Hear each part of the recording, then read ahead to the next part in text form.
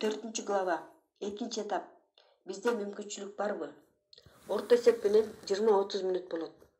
Бул этаптын максаты адамга MLM бизнестин жардамы менен кантип биз жардам берип эстеткен кыялдарын орундатса болорун конкретно көргөзүү. 2 этап 2 кадамдан турат. 1 кадам бизнестин мүмкүнчүлүктөрүн көргөзүү.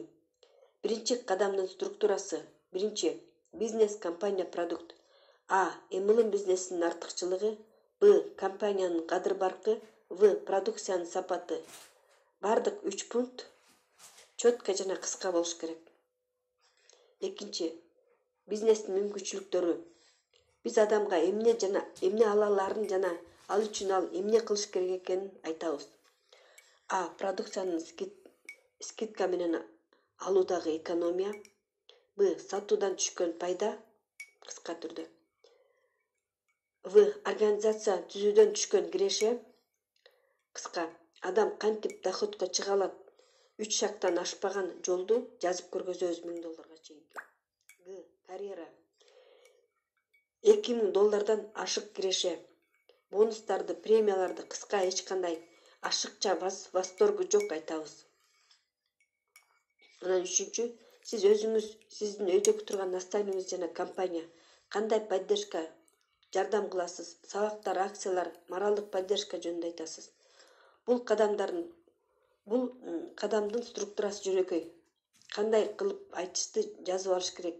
Бул жөнүндө көп китептер жазылган жана сиздин спонсорлоруңуз бар, муну жакшылап жасаганды билген. Демек алар сизди дагы үйрөтө алат. Эми биз болсо эң маанилүү моменттерди карап чыгалы. Аны билип алсак, ушуларды оңой эле жасап калабыз. Бизнестин мүмкүнчүлүктөрүн презентация кылууда 3 принцип бар. 1. Презентацияны колдон келишинче жөнөкөйлөтүш керек. Өтө көп кружокторду чийбегиле. Адамдар алардан коркушат. Компаниянын, бизнестин 167 артыкчылыгынын баарын айтпа. Бул биринчиден адамды 167 талаш-тартышка түшкүсүн келтирет. Ал артыкчылыктарга, мүмкүнчүлүктөргө ишенүү, ал сиздин гана ишенимиңиз. Экинчиден, адамды майда чүйдөлөргө көңүлүн алаксытпа. Аны маанилүү жакка бурушубуз керек. Өзүбүз үчүн 5 эң олуттуу мүмкүнчүлүктөрдү, артыкчылыктарды жаттап алабыз, адамдын көңүлүн ошолорго бурабыз. Экинчи принцип. Адамга анын доходу кандайча өсө турганын көрсөтөбүз MLM'ден.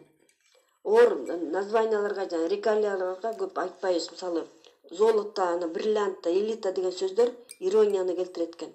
Ирония менен карашат экен, даже раздражение болушат экен андай сөздөргө. Акчага дагы өтө көп акцент кылбашыбыз керек. Чындыгында акчалар бизге керек эмес. Негизги фокус конкреттүү биз менен 1 этаптан бөлүшкөн алардын каалоолорунун орундалышында. Сен ушуну жасайсың, мынча акча аласың, кандайдыр бир максатыңды орундатасың деп эле айтат экенбиз. Бул өзүнүн эффективдүүлүгүн далилдеген формула. Баса премиялар, саякаттар, бонустарды биз жөн гана жайбаракат айтып беребиз. Жөн гана кошумча киреше катары айтабыз. Башка дагы чындыгында каалаган кыялдарын орундатканга кошумча киреше катары эле айтып берет экенбиз аларды. 3 принцип. Продукцияны айтып берип атканда, аны бизнести куруудагы инструмент катары айтып беребиз. Өтө эле толкунданып, мактап берилип айтканда, ал кереги жок эле реакцияны чакырышы мүмкүн. Биринчиден, өтө эле берилип, толкунданып, мактап айтып баштаганда, адамда спорт эткиси келет. Анткени ал бул продукцияны баалай элек, же ал жөнүндө башкача жаман отзывдар уккан болушу мүмкүн өздөрүнүн тааныштарынан. Экинчиден, сиздин таанышта ирония пайда болушу мүмкүн. Сиздин наивный болуп атканыңызга, сиз зомби сыяктуу болуп аткандай көрүнүшү мүмкүн ага. Үчүнчүдөн, анын ою бизнестен продукцияга бурулуп кетиши мүмкүн. Анткени сиз айтып берип аткан бизнестеги мүмкүнчүлүктөргө ал көп ишене элек болчу. Аябай сонун продукттан азыр эле пайда көрсө болот деп ойлошу мүмкүн. Айрыкча аял кишиге косметика жөнүндө айтканда, ал продукцияны жактырып, кармалап, сүйкөнүп, жыттап көрүп абдан кубанат. Болору болбосу белгисиз болгон каяктагы бизнеске караганда продукция жакшы экен, жакшы эмеспи деп сүйүнөт. структура түзүш керек. Зона комфортунан чыгуу, мурда такыр жасап көрбөгөн ишти кылуудан көрө продукциядан азыр рахат алганды туура көрөт. Ошентип жыйынтыгында структура түзө турган бизнесмендин ордуна дагы бир скидка менен ала турган кардарды же сатуучуну өзүңөргө пайда кылдыңар. Туура, бизге кандайдыр бир бал берип турган консультант деле керек. Бирок чын-чынына келгенде биздин жашоо бизге чыныгы лидерлер келгенде гана өзгөрөт. Өзүнүн жашоосун чындап өзгөртөм деген адамдар келгенде гана өнүгөбүз. Балким сизде суроо пайда болушу мүмкүн. Анда жөнөкөй консультанттар кайдан пайда болот? Алар товарооборот кылышат да, бизге товарооборот кылган үчүн акча төлөйт да. Эң жөнөкөй. Эгер биз адамды биздин бизнеске киргизүү үчүн бардыгын жасасак, аны бизнестеги серьезный партнер кылабыз десек, ал өзүн ошого настроить эте албаса, анда анын көңүлүн продукцияга бурабыз. Эгер ал серьезный акча иштеп табыш үчүн эмгектенгиси келбесе, өзүнүн үстүнөн иштегенге даяр эмес болсо, мейли ал биздин продукцияларыбызга ыраазы болуп жүрө берсин. Ал дагы өзүнүн кардарларына продукцияны сунуштап сатып акча таба берсин. Ар ким өзүнүн ишенимин тандаганын алат. Мына ушул энтузиазм точкасына көтөрүүнүн экинчи этапка көтөрүүдөгү биринчи кадамы. Ошентип биз мүмкүнчүлүктөрдүн уругун септик. Жумшартылган жерге кайрадан эстеген, түшүнгөн каалоолорду септик. Биз адамга эмилин бизнесин кантип адамдын каалоосун ишке ашырганга жардам берерин көргөздүк. Эртеңки күнгө ишенимдүү болушун көргөздүк. Таанышыбыз баарын укту. Эми кандай ойлойсуз? Биздин таанышыбыз возражение кылбай калат деп ойлойсузбу? Ал дагы деле возражение кылышы мүмкүн. Экинчи этаптын экинчи кадамын өтөбүз. Экинчи кадам — каршы суроолор менен иштөө. Каршы суроолор менен иштөө өтө чоң, кеңири тема. Ошондуктан муну үстүртөдөн эле карайбыз.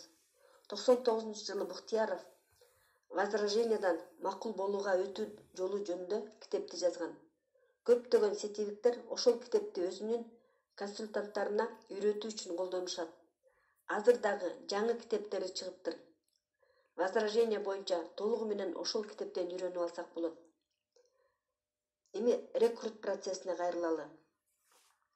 Биз адамдын унутулуп калган каалоолорун ойготсок дагы, адамдар каршы суроо беришет. Биринчи этаптын жардамы менен каалоолорду ойготуу будильниги менен анын возражениясы бир аз өзгөрөт. Мунун себеби жөнөкөй. Канчалык адам каалоолору күчтүү болсо, ал ага мешать эте тургандарды ошончолук аз издейт экен. Биз бир нерсени такыр жасагыбыз келбей атканда эмне болот? Биз себептерин издейбиз. Аны жасабаш керек болгон аргументтерди издейбиз. Бала чагыңарды эстегилечи. Тапшырманы жасагың келбей атканда эмне болчу эле? Апа, мен чарчадым. Менин башым ооруп атат. Тамагым кырылдап атат. Телевизор мага мешать этип атат. Мен дневнигимди класс жетекчим унутуп коюптурмун. Тапшырмалар дневникте жазылган болчу, деп шылтоо издечүбүз. А эгерде биз бир нерсени өтө каалап турганда эмне болот? Мисалы, наличный акчага сатып ала албай, бир нерсени кредитке алгыбыз келгенде, биз ошондо бизге мешать эте тургандарды издейбизби? Жок, тескерисинче, биз кредитти сөзсүз алыш керекти далилдей турган себептерди издейбиз. Кээде акыл калчабай калабыз, туугандардын сөзүн укпай калабыз. Дагы бир жолу кайталайм. Адамда канчалык каалоосу күчтүү болсо, ал ошончолук ага мешать эте тургандарды азыраак издейт. Ушул ишти башташ керек болгон далилдер канчалык чоң болсо, ошончолук возражениясы аз болот, даже возражение жок болот. Эгерде анча-мынча возражение калган болсо да, алар башкача болот.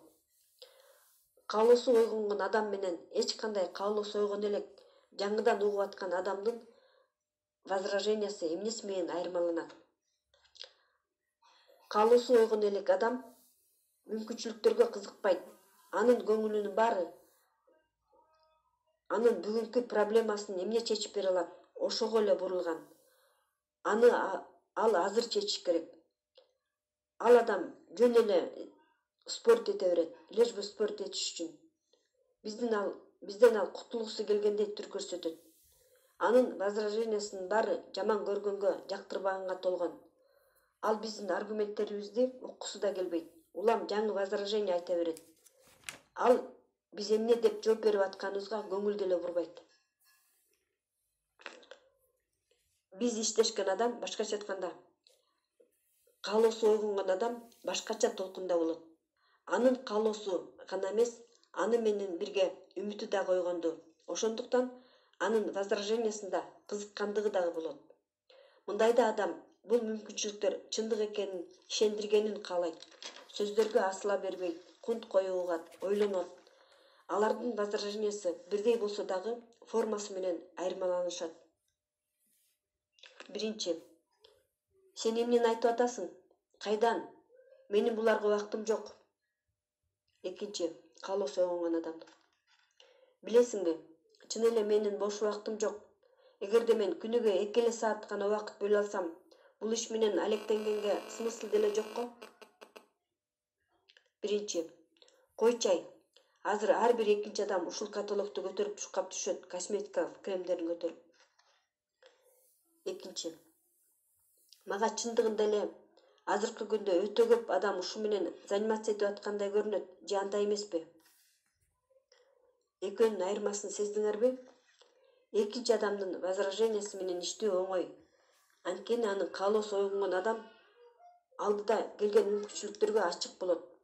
Каалоосу уктап жаткан адамга караганда. Возражение менен иштөөдөгү секрет, демек, эң негизги ийгилик биз канчалык адамдын каалоолорун ойгото алдык, ошого жараша болот. Ден соолуктун эң башкы сыры супер кыйын дарылануу эмес, оорубагандык.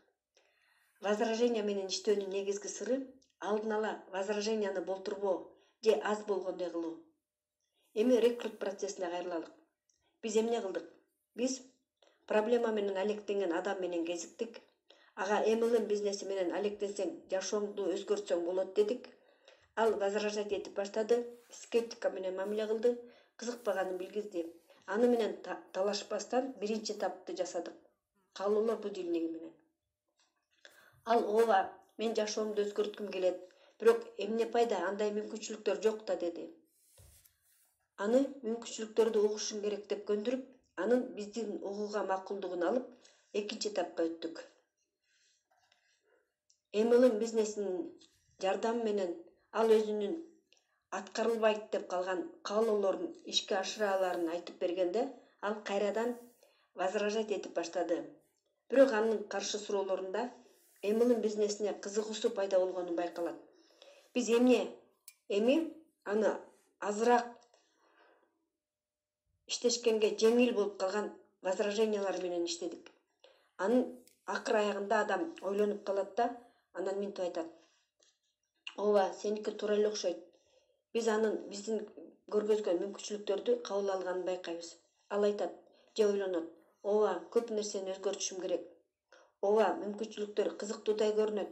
Мен эчтеке деле жоготпойт окшоймун. Биздин таанышыбыз даяр болуп калганын көрөбүз. Почти макул болуп калганын көрөбүз. Ал ойлонуп калганын байкайбыз. Демек биз бул этапты аяктадык десек болот. Адам энтузиазм градуснигиндеги шкала менен өйдөрөөк көтөрүлгөнүн көрөбүз. Эми ал сомнение точкасына келди. Адам сомнение точкасында турат. Эстесеңиз, биз жаңыдан баштаганда адам летаргический сон точкасында болчу. Ал 10-15 жылдан бери уктап жаткан. Биз аны алардын каалоолору менен бирге ойготтук. Биз ага мурдатан бери ишке ашпайт деп ойлоп жүргөн каалоолорун ишке ашырса боло турган мүмкүнчүлүктөрдү көргөздүк. Ал эмнеге сомнение болуп атат? Ал летаргический сон точкасында болчу. Ал 10-15 жылдан бери уктап жаткан. Сиз аны каалоолору менен чогуу ойготтуңуз. Сиз ага каалоолорду ишке ашырса боло турган мүмкүнчүлүктөрдү көргөздүңүз. Жашоо агым менен эле агып ишке ашпайт деп эсептеп жүргөн. Эмнеден үмүттөнүштү да билбей жүргөн. Анан ал кантип эле мүмкүнчүлүктөргө дароо эле ишене калсын. Кантип эле тура калып эле ал адамдарга сунуш кылып баштасын. Адам көпкө чейин иштебей отура берсе, ага кыймылдаш оор болуп калат. Анын булчуңдары жараксыз болуп баштайт. Адам көп убакка чейин ийгиликсиз болсо, анын ийгиликке болгон ишеними жоголуп баштайт. Биздин тааныш күмөн санап атат. Ал менин колуман келбейт деп коркуп атат. Демек, акыркы 3-этапка энтузиазм точкасына көтөрүлгөнгө убакыт келди.